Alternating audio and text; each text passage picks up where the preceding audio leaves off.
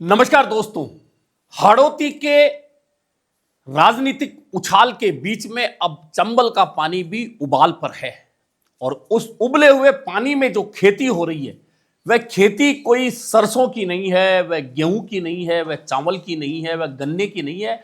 हालांकि इन फसलों की खेती हाड़ौती में अच्छी होती है, लेकिन इस बार बात हो रही है राजनीतिक खेती की और उस खेती को उजाड़ने के लिए आने वाले रोजड़ों की बात भी हो रही है। और ये 3 दिन से जो चर्चा का विषय बना है, अब उस चर्चा के विषय में इतना उबाल आ चुका है कि एक दूसरे को आंख दिखाते हुए राजनेता, और कमाल की बात यह है कि ये तमाम राजनेता कांग्रेस के बैनर तले खड़े हैं, लेकिन एक दूसरे को आंख दिखाकर एक दूसरे को धरती दिखाने की बात कर रहे हैं। हालांकि एक नेता को छोड़कर कोई भी नेता आपस में किसी का नाम तो नहीं ले रहा, लेकिन राजनीति में जो लोग सुनते हैं, समझते हैं, वे ये बात बहुत अच्छी तरह से समझ रहे हैं कि कौन किस पर क्या वार कर रहा है। आपको याद होगा कि देवनारायण जयंती पर प्रहलाद गुंजल और धीरज गुजर एक कार्यक्रम में थे और उस कार्यक्रम में प्रहलाद गुंजल ने भाषण दिया था कि अपना ओहदा छोड़कर सामने आ जाओ, हम उसको नानी याद दिला देंगे। तो धीरज गुजर ने भी इसी तरह की कोई बात कही थी, लेकिन यह बात क्यों बढ़ी और कहां आके जाकर बढ़ी, तो यह बात आगे वहां बढ़ी कि जहां एक कार्यक्रम में प्रहलाद गुंजल और धीरज गुजर शिरकत कर रहे हैं, तो दूसरा कार्यक्रम जो बूंदी में होता है, बूंदी जिले के इस कार्यक्रम में विधायक अशोक चांदना और पूर्व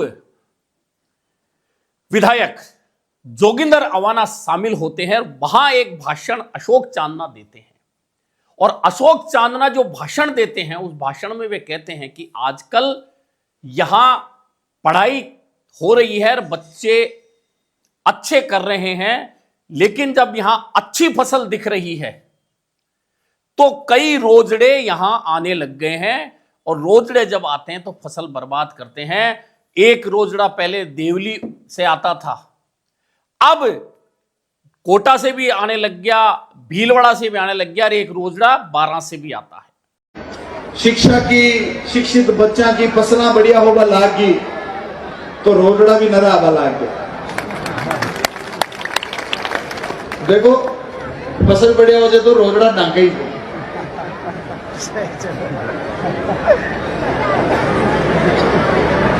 पहली तो देवली का ही रोजड़ा हो जा, अब कोटा का, भीलवाड़ा का, 12 का रोजड़ा डांग गया। लेकिन फिक्र मत करो, राजनीतिक बातों के ऊपर ज्यादा विशेष ध्यान देने की जरूरत कोई नहीं, ये तो चलती रहेगी। अब ये 4 जगह से जो रोजड़े आते हैं उन्हें लेकर लोग अपने अपने अंदाजे लगाने लगे, लेकिन अशोक चांदना ने यह भी कहा कि राजनीतिक बातों पर ध्यान देने की जरूरत नहीं है। और यह बात जैसे ही वायरल हुई, फिर एक कार्यक्रम में प्रहलाद गुंजल और धीरज गुजर पहुंचे। अब जब वार पलटवार की बारी थी तो इस बार प्रहलाद गुंजल का कहना था कि मैं तो सीधे सीधे सरकार के लोगों पर हमला कर रहा था, लेकिन यहां कोई अपनी दाढ़ी में तिनका ढूंढने लगा। मैंने तो सरकार के नुमाइंदों को चुनौती दी, तुम्हारी मां ने दूध पिलाया है तो जिस रोज ओहदे से हट जाओ, साधारण आदमी बनकर चुनौती देने की कोशिश करना, नानी याद दिला देंगे, नानी याद।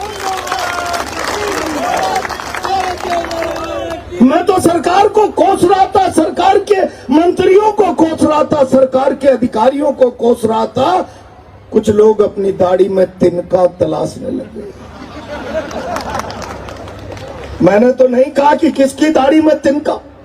अब किसकी दाढ़ी है, कौन तिनका ढूंढ रहा है, लोगों ने अपने अपने हिसाब से मतलब लगाना शुरू कर दिया, लेकिन निशाना उनका कहां था और कहां से बात कहां पहुंच गई, यह हाड़ौती की राजनीति और खास तौर पर गुर्जर समाज की राजनीति देखने वालों को बहुत अच्छी तरह से समझ में आ रहा है। अब बारी धीरज गुजर की थी और धीरज गुजर ने जो कहा उसमें बहुत लोगों को समझ में आ गया कि यह वार पलटवार आखिरकार हो क्यों रहा है। अब धीरज गुजर ने जो बोला उसने बहुत स्पष्ट रूप से कहा कि मैंने बहुत सारे लोगों की चांदनी रातों को अंधकार में बदलते हुए देखा है और जब वक्त आएगा तो उन चांदनी रातों को भी अंधकार में बदल देंगे, लेकिन उस अंधकार के बीच में भी एक रोशनी नजर आएगी जो गुजर समाज की एकता के लिए होगी। यह बात धीरज गुजर ने कही। मेरा नाम धीरज गुजर है और मैंने कई चांदनी रातों को अंधकार के अंदर बदलते हुए देखा है। वक्त आने दो, अच्छी अच्छी चांदनी रातें अंधकार के अंदर बदल जाएगी, लेकिन उसके अंदर एक रोशनी कर जाएगी और वो जो रोशनी कर जाएगी वो गुजर समाज की एकता की रोशनी होगी। अब ये गुजर समाज के 3 नेताओं में वार पलटवार हुए। ये बहुत लोगों को स्पष्ट रूप से समझ में आ गए कि किसने किस पर वार किया, किसने किसको रोजड़ा कहा, किसने किसको आने वाला कहा, किसने किसको अंधकार की रातों में भेजने की बात कही। यह वार पलटवार हुए, लेकिन अब इस लड़ाई में नरेश मीणा ने खुद को शामिल कर लिया। और आपको याद है कि अंत का चुनाव हारने के बाद नरेश मीणा के निशाने पर अगर कोई सबसे ज्यादा है तो वह अशोक चांदना है और हिंडोली में लगातार दौरे करके नरेश मीणा यह जताना चाह रहे हैं और उन्होंने पिछले दिनों कहा भी था कि हो सकता है मैं 2 जगह से चुनाव लड़ूं और एक जगह वह हिंडोली हो। ऐसे में हिंडोली में जब पहुंचे नरेश मीणा तो एक कार्यक्रम में उन्होंने सीधे सीधे ही अशोक चांदना को चेतावनी दे दी और नरेश मीणा ने यह कहा कि वो कहता है कि 4 रोजड़े आते हैं और उन चारों रोजड़ों को लेकर जो बात स्पष्ट नहीं थी नरेश मीणा ने नाम ले लेकर बता दिया। नरेश मीणा ने कहा कि वो कहता है कि एक रोजड़ा देवली से आता था, वह प्रभुलाल सैनी के लिए बोलता है। एक रोजड़ा कोटा से आता है, वह बोलता है प्रहलाद गुंजल के लिए।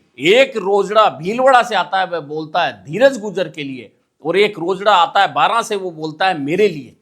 उसके आगे नरेश मीणा कहते हैं कि आपको पता होना चाहिए कि रोजड़े की ताकत कितनी होती है। जब हम मोटरसाइकिल या गाड़ी लेकर जाते हैं और रोजड़ा सामने आ जाता है तो डर लगता है। ऐसे में समझ लेना चाहिए कि अगर ये चारों रोजड़े मिलकर, क्योंकि रोजड़े जब किसी खेत में घुसते हैं तो उस फसल को चौपट कर देते हैं, ऐसे में अगर ये चारों रोजड़े घुस गए तो राजनीतिक फसल, जो तेरी राजनीतिक फसल है, उसे चौपट कर देंगे। यह कहकर नरेश मीणा ने एकदम स्पष्ट कर दिया कि यह पूरी जो लड़ाई है उसमें टारगेट में एक तरफ तो अशोक चांदना है, दूसरी ओर अशोक चांदना ने जो रोजड़े जिनको कहा उनका नाम भी नरेश मीणा ने स्पष्ट कर दिया।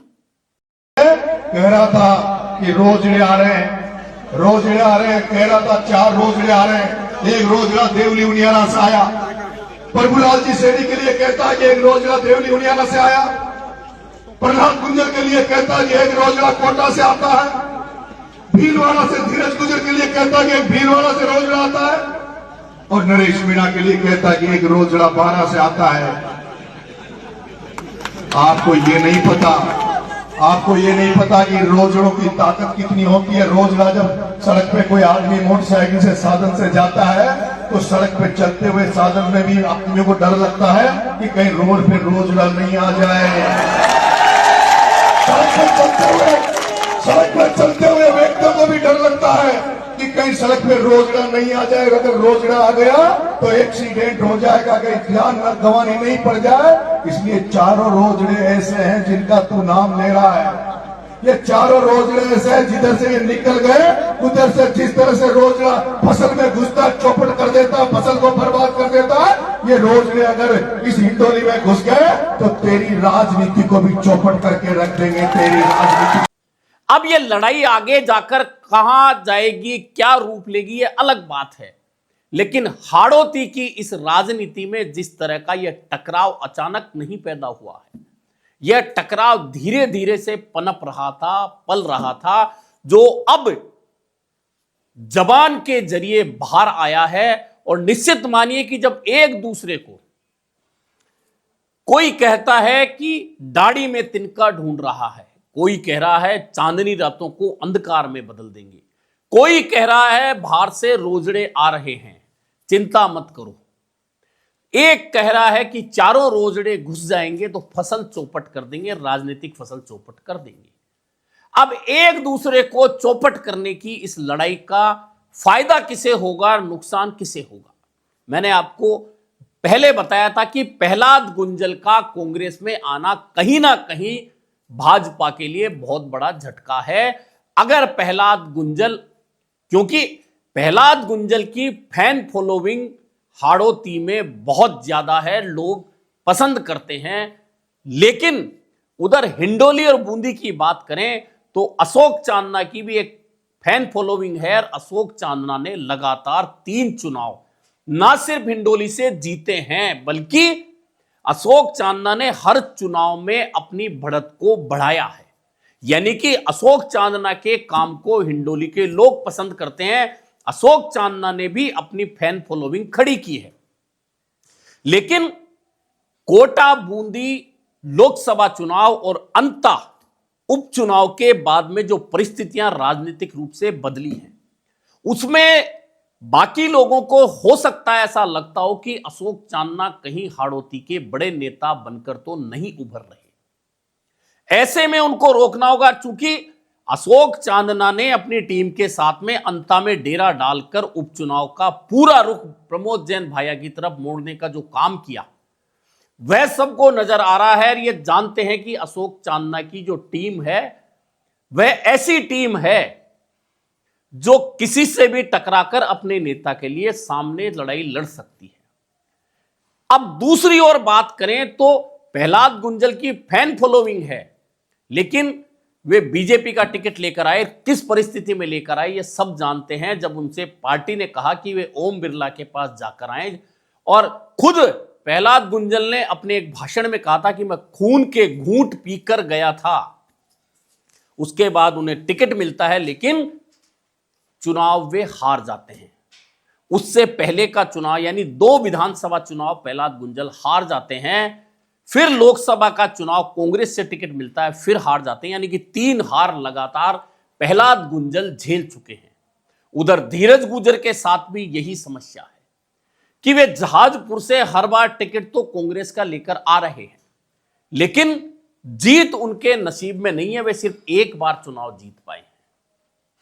ऐसे में वे भी लगातार चुनाव हार रहे हैं, और जनप्रतिनिधि बनने बिना आप पार्टी के मंचों पर सेक्रेटरी बनकर, महासचिव बनकर या और किसी पद के जरिए बैठ सकते हैं, लेकिन सदन, चाहे वह लोकसभा का हो चाहे वह विधानसभा का हो, उसमें जनता का वोट ही आपको पहुंचा सकता है। और प्रहलाद गुंजल और धीरज गुजर के साथ में यह समस्या है। और नरेश मीणा भी 3 चुनाव निर्दलीय के तौर पर लड़कर हार चुके हैं। यानी कि एक तरफ अशोक चांदना है जो लगातार 3 चुनाव जीतकर सदन में पहुंच रहा है, दूसरी ओर 3 वे नेता हैं जो इस समय अशोक चांदना के खिलाफ खड़े दिखाई देते हैं।